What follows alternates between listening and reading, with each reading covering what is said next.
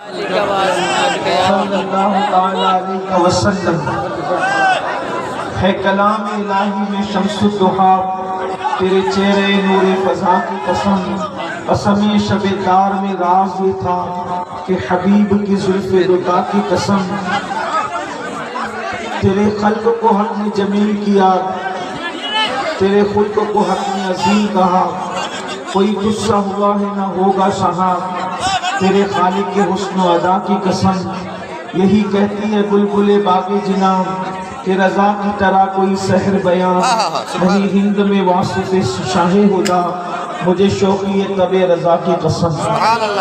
سب سے پہلے تو میں آپ سب سے معذرت کا طلبگار ہوں کہ میں یہاں تاخیر سے پہنچا۔ تاخیر سے پہنچنے کی وجہ یہ ہے کہ ہم ایک جلسے میں مدعو تھے اور اس جلسے سے یہاں آئے۔ دوسری وجہ یہ ہے کہ یہاں کے منتظمین نے جن صاحب کو کہہ کر کے تاریخ طلب کی تھی، ان صاحب نے مجھے اطلاع ہی نہیں کی، اس لیے مجھے جلسے کی خبر نہیں تھی۔ البتہ بعد میں ہمارے مفتی محمد صاحب نے یہ فرمایا ہمارے امیر محترم کے حکم سے، اگرچہ آپ کو دعوت نہیں ہے لیکن آپ کا نام ہے تو آپ چلے جائیں۔ میں نے یہاں کے علماء کرام سے پوچھا تو انہوں نے کہا ہم نے دعوت دی تھی لیکن جن صاحب کے ذریعے سے دی گئی تھی انہوں نے اطلاع نہیں پہنچائی۔ بہرحال خود بھی غلط فہمی ہوئی ہے، اس کے لیے آپ کو دیر تک جگنا پڑا، معذرت چاہتے ہیں۔ اب اتنی دیر میں اتنی رات گئے، جی ہاں اتنی رات گئے، کوئی خطاب تو ہو نہیں سکتا۔ البتہ یہ دستار بندی کا پروگرام ہے، یہ دستار بندی کی محفل ہے۔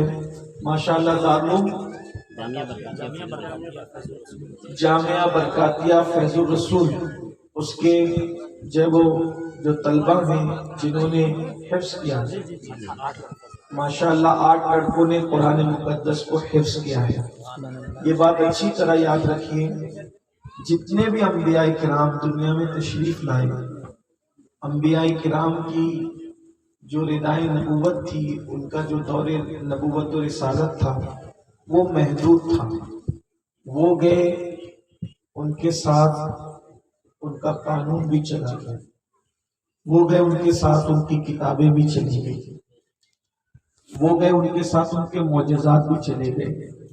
لیکن یہ ہمارے آقا صلی اللہ علیہ وآلہ وسلم کی شان ہے کہ قیامت تک کا دور اللہ کے رسول کا دور ہے، اور اللہ کے رسول علیہ السلام نے ظاہری طور پہ تو پردہ فرمایا ہے، لیکن حضور علیہ السلام کا معجزہ قرآن کی شکل میں اب تک ہمارے درمیان موجود ہے۔ سبحان اللہ، سبحان اللہ، اور انشاءاللہ یہ قیامت تک موجود رہے گا۔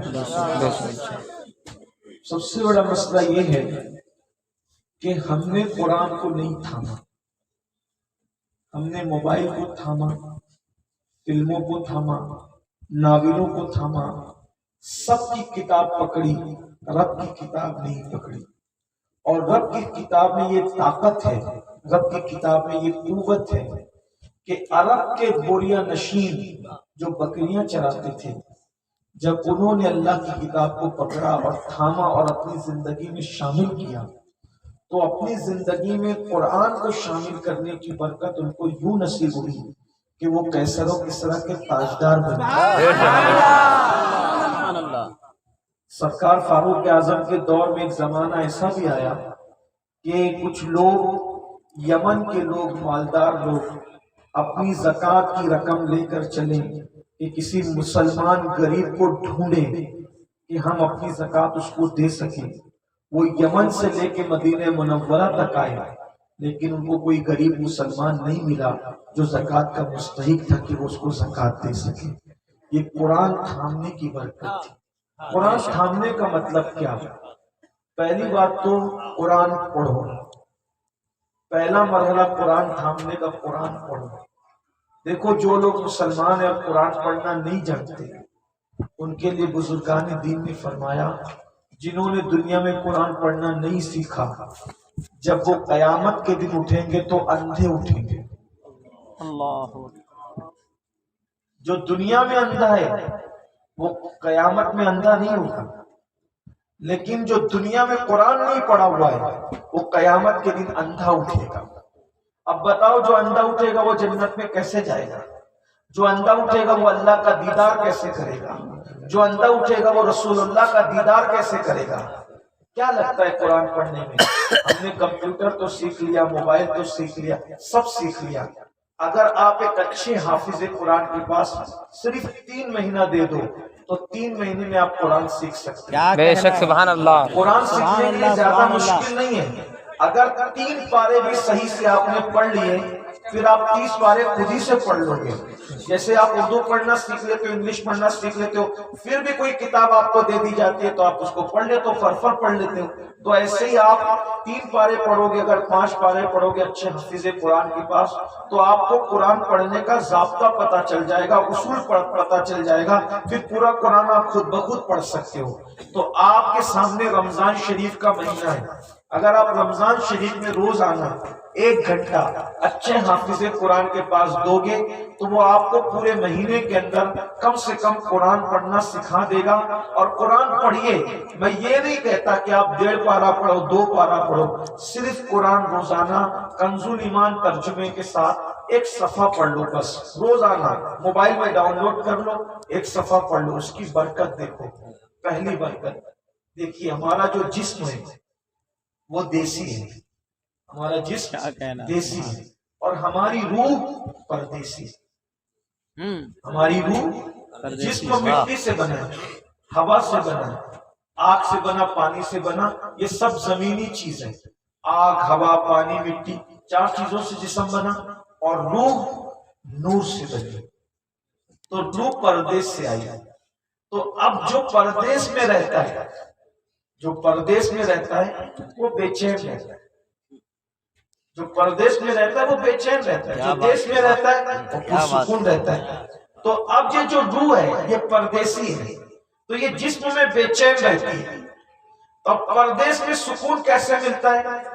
یا تو دیسی مل جائے، لوگ اس دیش کے مل جائے، یا تو دیش سے خطا جائے، یا تو دیش کے لوگ ملیں یا تو دیش سے خطا۔ اگر ہم مدینہ شریف جائیں، حج کو جائیں، تو آپ پوچھیے اپنے علاقے والوں سے، اگر انڈیا کا کوئی حاجی مل جاتا ہے تو ہماری عید ہو جاتی ہے، اور اگر جھارکھنڈ والوں کو جھارکھنڈ کا حاجی مل جائے تو ان کی عید ہو جاتی ہے، یوپی والوں کو یوپی کا، یعنی کوئی اپنا مل گیا اب مزہ آئے گا۔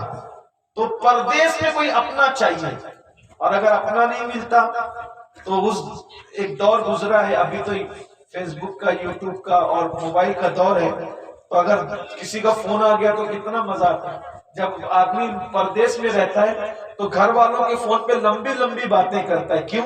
کہ تم نہیں تو تمہارا پیغام صحیح، ایسا ہی ہے نا۔ تو اب ہماری روح پردیسی ہے، یہ بے چین رہتی ہے۔ تو اللہ تعالیٰ نے اس پردیس میں، تو چونکہ اب اس کو سکون کہاں ملے گا؟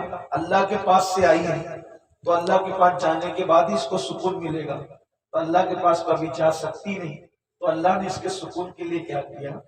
پہلے دور ایسا تھا جب لوگ سعودی میں رہتے تھے، دبئی میں رہتے تھے، افریقہ، امریکہ میں رہتے تھے، یہاں کے لوگ جا کر، تو ان کو جب اپنے ملک سے، اپنے دیش سے خط جاتا تھا تو وہ کچھ لوگ خط کو چھوٹتے تھے۔ موبائل کا جب دور نہیں تھا، آنکھوں سے لگاتے تھے، سر پہ رکھتے تھے، میری امی کا خط آیا، میرے ابا کا خط آیا، میری بیوی کا خط آیا، میرے بچے کا خط آیا، اور اس خط کو بار بار پڑھتے تھے۔ تو دوست نہیں تو دوستوں کا خط، امی نہیں تو امی کا خط، ابا نہیں تو اماں کا خط، اور وہ خط پڑھ پڑھ کے دل کو سکون ملتا تھا۔ وطن سے چٹھی آئی ہے، وطن سے خط آیا ہے، وطن سے خط آیا ہے، بلا تفصیل۔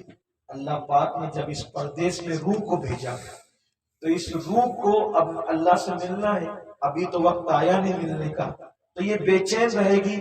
تو اس کو سکون عطا کرنے کے لیے یہ روح جہاں سے آئی ہے اسی دیش سے پیغام بھی بھیجا، اسی پیغام کو قرآن کہتے ہیں۔ سبحان اللہ، سبحان اللہ، سبحان اللہ، یار نہیں تو یار کا پیغام، بے شک سبحان اللہ، سبحان اللہ، زندہ باد، زندہ باد، سبحان اللہ، پڑھتے جاؤ تو روح کو سکون ملتا بے ہے۔ شک سبحان اللہ۔ آج لوگ کیا کہتے ہیں کہ ہمیں سکون نہیں ہے، تو آپ تو جہاں کی پردیسی یہ روح ہے اس پردیس کے پیغام کو آپ پڑھتے ہی نہیں، آپ تو صرف سب الجھے ہوئے ہیں، اپنے جو جسم کا دیش ہے اس میں الجھے ہوئے ہیں، لیکن جو روح کا دیش ہے اصل میں جسم کو سکون روح کے سکون کی وجہ سے ملے گا. اور روح کو سکون کہاں سے ملے گا؟ جب اس کے دیش کی بات کرو گے. تو اس کے دیش کی بات کیا ہے؟ اس کے دیش کی بات قرآن ہے, اس کے دیش کی بات ذکر اللہ ہے, اس کے دیش کی بات ذکر رسول ہے. تو جب آپ اس کے دیش کی بات کرتے ہو تو پھر اس کو سکون ملنے لگے. تو اگر مسلمان سکون چاہتے ہیں تو قرآن کی طرف آئے. کیا کتاب ہے یہ قرآن, سبحان اللہ. اس کو دیکھو تو ثواب, اس کو پکڑو تو ثواب, اس پہ انگلی رکھو تو ثواب, اور پھر پڑھو تو ثواب. بلکہ اگر ایک حرف پڑھو تو اللہ تعالیٰ ایک حرف پہ 10 نیکی عطا فرماتا ہے. اور پھر وہ حرف آقا ارشاد فرماتے ہیں, میں یہ نہیں کہتا کہ الف لام میم ایک حرف ہے, نہیں, آقا فرماتے ہیں الف ایک حرف ہے, لام ایک حرف ہے, میم ایک حرف ہے. یعنی جو الف لام میم پڑھتا ہے اللہ اس کو 30 نیکی عطا فرماتا ہے. اور مولا کائنات فرماتے ہیں اگر تم چاہتے ہو کہ اللہ تم سے باتیں کرے تو قرآن پڑھا کرو, اور اگر تم چاہو کہ تم اللہ سے باتیں کرو تو نماز پڑھا کرو. کتنی بڑی بات ہے.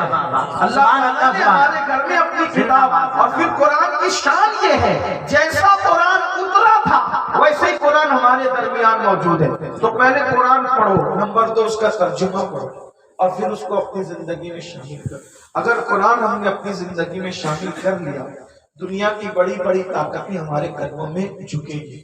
قرآن زندگی میں کیسے شامل کرو گے؟ دیکھو, جیسے قرآن اب بولنے کا طریقہ سیکھنا ہے تو قرآن سے کیسے سیکھیں؟ قرآن میں موجود ہے بولنے کا طریقہ. ہم سوچیں یار کیسے بولیں کہ سب ہم سے محبت کریں, سب ہم سے محبت کریں, کیسے بولیں؟ تو قرآن کہتا ہے یا ایھا الذین آمنوا اتقوا اللہ وقولوا قولا سدیدا. سبحان, ایمان والو اللہ سے ڈرو اور میٹھی میٹھی باتیں کرو. وقولوا قولا سدیدا, سیدھی سیدھی میٹھی میٹھی باتیں کرو. تو اب بات کرنے کا طریقہ قرآن نے کیا سکھایا؟ میٹھی بات کرو. دشمن سے بھی بات کرو تو میٹھی بات کرو, دشمن سے بھی بات کرو میٹھی بات کرو, دوستوں سے بھی بات کرو میٹھی. فرعون جیسے کے پاس حضرت موسیٰ جا رہے ہیں تو اللہ نے کیا فرمایا؟ اے موسیٰ فرعون سے بات کرنا تو بھی نرم اور میٹھی بات کرنا. کیا بات, یعنی کافر سے مومن سے ہر ایک سے میٹھی بات کرو. میٹھی بات کرنے سے باتیں بنتی ہے اور سخت بات کرنے سے باتیں بگڑتی ہے. آپ دیکھیں طوطا پالا جاتا ہے, کوے نہیں پالے جاتے. کیا فرق ہے؟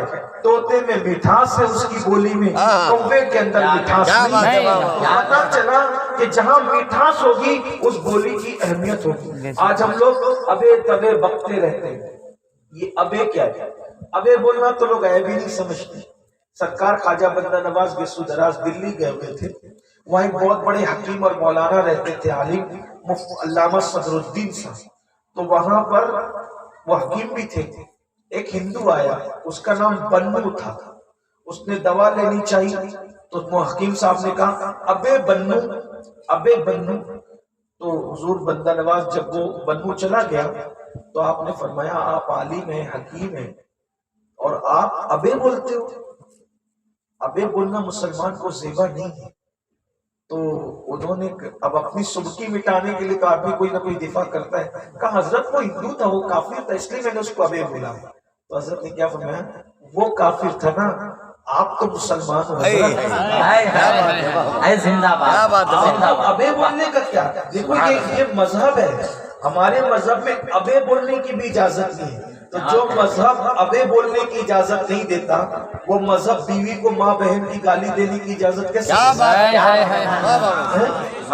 کافر کو جو ابے بولنے سے منع کرے. صوفیہ کا مسلک دیکھو, جنہوں نے قرآن کو واقعی زندگی میں شامل کیا تھا نا, ان کی فکر دیکھو. کیوں؟ وہ جانتے تھے ابے بولو, گالی دو, گانا گاؤ, کفر بکو, کچھ کرو, سب لکھا جا رہا ہے, اور یہ سب لکھا جا رہا ہے اور قیامت کے بھی تمہارے ہاتھ میں دیا جائے گا. اور قرآن کہتا ہے اقرا کتابک, اللہ کے سامنے پھر وہ جو تم نے بکا ہے وہ سب پڑھ کر سنانا ہوگا. بولا پڑھ کے سنا. حضرت عمر بن عبدالعزیز کے بغل میں پھوڑا ہوا. لوگوں نے پوچھا آپ کو کہاں پر پھوڑا ہو گیا؟ بولے ہاتھ کے نیچے. توجہ کر لیں, ہاتھ کے نیچے. تو حضرت نے فرمایا ہاتھ کے نیچے. تو لوگوں نے کہا اتنی لمبی بات کیوں کرتے آپ, سیدھے سیدھے بول دو بغل میں ہوا. کیا فرماتے ہیں؟ مجھے یہ بولتے شرم آ رہی ہے बगल बोलते शर्म आ रही है, क्यों? क्योंकि मैं जो कहूंगा वो लिखा जाएगा, और जो लिखा जाएगा वो अल्लाह के सामने क़यामत के दिन मुझे पढ़ना पड़ेगा। तो लफ्ज़े बगल में अल्लाह की बारगाह में कैसे पढ़ सकूंगा, इसलिए मुझे बगल बोलने में शर्म। बगल मैं कह रहा हूँ, उन्होंने फिर भी बगल नहीं कहा, उन्होंने कहा जो तुम कह रहे हो वो लफ्ज़ बोलने में मुझे शर्म आती है। बताओ, जिन्होंने पूरी पूरी जिंदगी बगल नहीं कहा, बगल, क्योंकि अल्लाह की बारगाह में पढ़ना पड़ेगा। आपके करीब में भागलपुर है, वहां पर एक बहुत बड़े मुजद्दिद और बुजुर्ग है हजरत मौलाना शहबाज रहमतुल्लाह अलैह। उन्होंने पूरी जिंदगी अपनी जबान से कभी सुराही का नाम नहीं, सुराही नहीं कहा उन्होंने पूरी जिंदगी। दुआ चाहता हूँ, दुआ चाहते हैं। उन्होंने पूरी जिंदगी कभी सुराही नहीं कहा। तो लोगों ने कहा आप सुराही क्यों नहीं कहते? कहा इसलिए कि उसके अंदर शराब पी जाती है। तो जिस बर्तन में शराब पी जाती है, मैं उस बर्तन का नाम भी नहीं लूंगा, क्योंकि जो कहूंगा वो लिखा जाएगा, और जो लिखा जाएगा वो अल्लाह की बारगाह में मुझे पढ़ना पड़ेगा। गौर फरमाए, देखो ये इस्लाम है, ये मुसलमान है। आजकल लोग हमें क्यों सताते हैं, इस्लाम का मजाक क्यों उड़ाते हैं टीवी पे बैठ के? क्योंकि लोग हमारा इस्लाम देखते हैं, लोग हमारा अगर हम गरीब नवाज वाला इस्लाम पेश करें, अगर हम कुतुबुद्दीन बख्तियार काकी वाला इस्लाम पेश करें, अगर हम महबूब इलाही वाला इस्लाम पेश करें, लोग मजाक नहीं उड़ा सकते।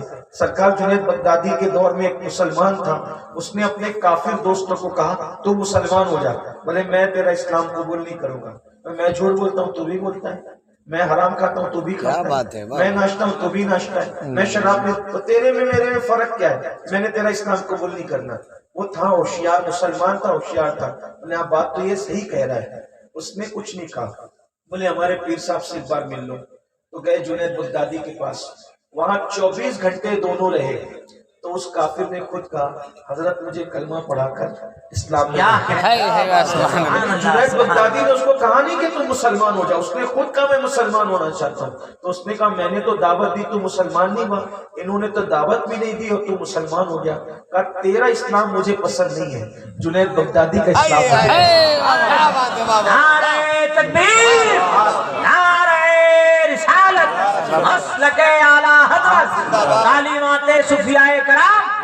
आज लोगों को जो तकलीफ है ना, वो मेरे और आपके इस्लाम से तकलीफ है।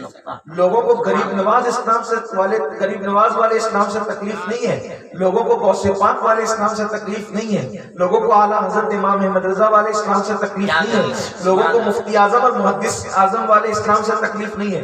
अब आप बताएं, जब आप शादियों में नाचोगे तो लोग तो यही समझेंगे मुसलमान नाच रहा है, इसका मतलब नाचना इस्लाम में है। क्या बात है, क्या बात है। अगर आप शराब पियोगे तो लोग तो यही समझेंगे कि मुसलमान शराब पी रहे, इसका मतलब शराब पीना इस्लाम में है।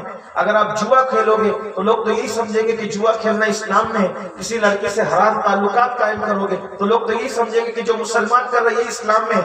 हालांकि बोलो इसका इस्लाम से कोई ताल्लुक है नहीं है। फिर आप करते हो तो बदनाम कौन होता है? गरीब नवाज ने 90 लाख का कलमा पढ़ाया, उस पर नारा लगाते हो, और आपकी वजह से लोग इस्लाम से बदजन हो रहे हैं। इसका दुख किसको होगा, इसकी तकलीफ किसको होगी? तो कुरान जिंदगी में शामिल करो। अब मैं तो आपको ये मशवरा देता हूँ, अपनी जात से इस्लाम को फायदा नहीं पहुंचा सके ना आज तक, कम से कम नुकसान भी मत पहुंचो। नुकसान हमारी जात से पहुंच रहा है इस्लाम। तो बात करने का तरीका समझ में आ गया, मीठी बात करो, अच्छी बात।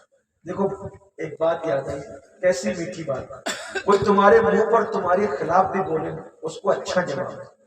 एक अच्छा वाक्य याद है, मैं तो सोच रहा था कि रात के 3 बज गए, सब लोग चले गए होंगे, लेकिन आपकी मोहब्बतों को सलाम करता हूँ। बारिश है और कोहरा है और ठंडी है, फिर भी आप लोग हैं, तो चले मैं भी हिम्मत करता हूँ कुछ अर्ज करने की। मतलब मैंने सोचा था कि 10 मिनट बात करके हम खत्म कर देंगे। हालांकि तो देखिए, मक्कतुल मुकर्रमा की सरजमीन है, बात अच्छी करने से क्या तब्दीली आती है? कोई हो, कोई कितना भी आग उगले कड़वी बात करे, हमें अच्छी बात करें। अल्लाह के रसूल अलैहिस्सलाम ने नया नया ऐलान किया है नबूवत का, रिसालत का। मक्के में एक नफरत का माहौल है। जब भी देखो नफरत का माहौल होता है ना, नफरत का माहौल होता है ना, गलत प्रोपेगेंडा होता है, तो गलत प्रोपेगेंडे के मौके पे डरने का नहीं, उस वक्त हमें अपने आप को पेश करने का खूबसूरत चांस होता है। इस वक्त तो दुनिया अपने खिलाफ जो बोल रही है ना, परेशान मत होइए, हमें अपने मजहब को पेश करने का खूबसूरत मौका है। क्या बात है। क्योंकि जब गलत प्रोपेगेंडा होता है तो लोग हमें चेक करते हैं, صرف اپنا اخلاق درست کر لو، کردار درست کر لو، اپنا حلیہ درست کر لو، اور دنیا کے رنگ میں رنگنے کی بجائے قرآن کے رنگ میں رنگو، اپنے نبی کی سیرت کے رنگ میں رنگو۔ تو مکے میں ایک نفرت کا ماحول ہے، اور جب بھی نفرت اور محبتوں میں جنگ ہوتی ہے تو نفرت ہمیشہ ہارتی ہے، جیت ہمیشہ محبت کی ہوتی ہے۔ بے شک بے شک۔ ہم محبت کو پھیلانے والے بنے، نفرت پھیلانے والے نہیں۔ سرکار محبوب الہی نے فرمایا تھا کانٹوں کے مقابلے میں کبھی کانٹے مت بچھانا، ورنہ دنیا کانٹوں سے بھر جائے گی۔ کانٹے بچھا کے سکون نہیں ملتا، کانٹے اٹھا کے سکون ملتا ہے۔ نفرتوں کا ماحول تھا، ہنگامہ تھا۔ اللہ کے رسول علیہ السلام آخر عمر تک جوان ہی دکھتے رہے۔ 63 سال کی عمر میں حضور علیہ السلام کو لوگ یا شباب یعنی اے جوان کہہ کے پکارتے تھے۔ اللہ نے اپنے محبوب کو بوڑھا نہیں کیا، بڑھاپے سے بچا کے رکھا۔ سبحان اللہ۔ 11 یا 12 بال بھی سفید نہیں ہوئے تھے داڑھی کے کہ حضور نے پردہ فرمایا۔ تو مکے میں ماحول ہنگامہ ہے، طوفان بدتمیزی ہے۔ شام کا وقت ہو رہا ہے، بازار کے اندر لوگ جلدی جلدی اپنا سامان سمیٹ رہے ہیں، اور سامان سمیٹ کر کے جانے کی تیاری میں ہے۔ ایک بڑھیا ہے جو یہودی ہے اور بہت کٹر ہے۔ عام طور پہ یوں بھی بوڑھی کسی بھی مذہب کی ہو، بوڑھی عورت کٹر ہی ہوتی ہے، بہت کٹر ہوتی ہے۔ ہاں، اسی لیے فرمایا مذہبی معاملے میں بوڑھی عورتوں کی طرح بننے کی کوشش کرو۔ دنیا کچھ بھی بکے، دیکھو ہاں آپ اور ہم لوگ بڑے ڈاماڈول لوگ ہیں کہ کوئی تقریر کرتا ہے آ کر کے آپ کی بستی میں، حضور کو علم غیب نہیں ہے، 2-4 قرآن کی آیت پڑھ کے اپنی مرضی کا ترجمہ کر دے، آپ کہتے ہیں ہاں نہیں علم غیب نہیں ہے۔ پھر کوئی اچھے عالم آ کر تقریر کر دے حضور کو علم غیب ہے، پھر قرآن کی آیت پڑھ کے دلیل دیتے ہیں ہاں یار حضور کو علم غیب ہے۔ یعنی روزانہ آپ کا دماغ بدلتا رہتا ہے مقرروں کو سن کے۔ ایک بات آپ کو کہوں، مقرر کو سن کے نہیں بدلنا، بلکہ حضور کو ایسا مانو کہ دنیا کی بڑی سے بڑی طاقت بھی حضور کے خلاف بولی بولے تو آپ کے اندر یہ حوصلہ ہونا چاہیے کہ تو جھوٹا ہے اور میرا دین سچا ہے۔ تو بوڑھی عورتوں کی طرح ایک دم پکے بنو، دین کے معاملے میں مضبوط، کوئی ہٹا نہ سکے، کوئی ٹال نہ سکے۔ کٹر تھی، بڑی مضبوط تھی، لیکن سچائی مضبوط سے مضبوط چٹان کو پاش کر دیتی ہے۔ وہ ادھر ادھر دیکھ رہی تھی، اتنے میں ایک خوبصورت جوان ہے، حسین و جمیل جوان، کالی کالی زلفوں والے، خوبصورت آنکھوں والے اور خوبصورت رنگت والے،